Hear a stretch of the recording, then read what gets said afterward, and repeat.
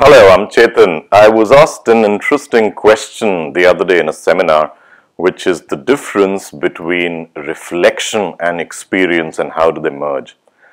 It's a unique question. I haven't been asked that before, so it got me thinking, and here is what I finally thought.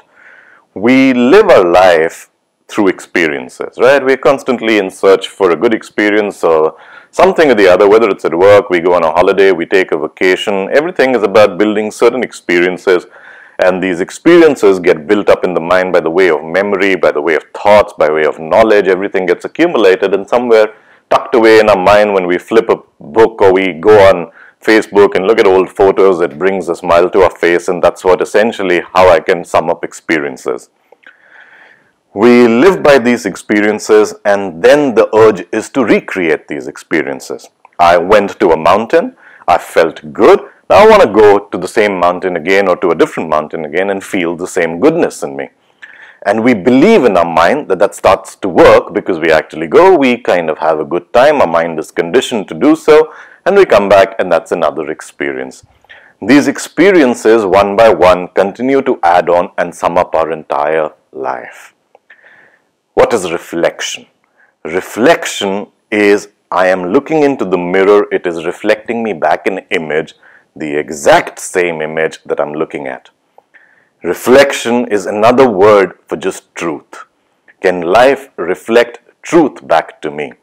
So if I am living by experiences, I am creating experiences based on what I've already experienced as joy or sadness or happiness or unhappiness, and either to avoid it or to experience it again, I am building a certain set of experiences.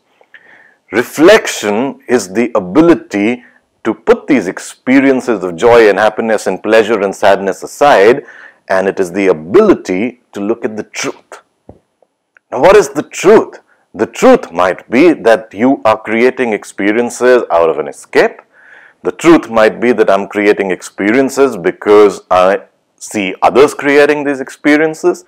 The truth might be that I don't know another way to live.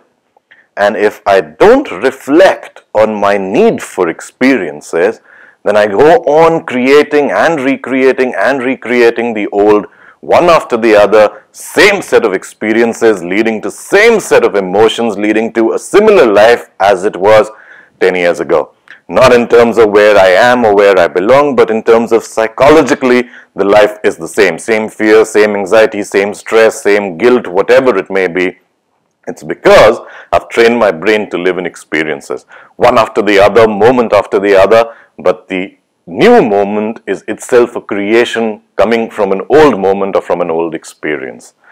So unless the distinguish between experience and reflection, unless we are able to transfer our energies from just going on mindlessly experiencing things to reflection, which is actually pausing, standing still, and examining the truth of life, the truth of me as an individual, the truth behind my experiences, the truth behind my existence, the truth behind joy and happiness and beauty and goodness, whatever it may be. Unless I see the truth, I'll only live in this kind of a falsehood of an experience. And how do I examine truth? I basically stop and put all my experiences aside, all my baggage, belief, knowledge aside, and I look afresh at something without any baggage whatsoever. The truth is very evident. I'll give you an example. I had a recent conversation with a group of religious people at an airport. We were just having coffee in one of the coffee shops and we all started talking, and the discussion was about God. And it tends to be a personal, sensitive subject for most people, and this leader of that group, who's probably a leader of some small little religious place, started explaining his concept of God. And he started with saying that God is immeasurable, it's endless energy, it's omnipresent, and then he started defining what is it. And to that moment when this discussion was happening, and I stepped in because I happened to be overhearing, and I asked this guy a very simple question, that if it's immeasurable, if it's unimaginable, if it's omnipresent, if it's endless energy, how can it be boxed into a photograph as such as this?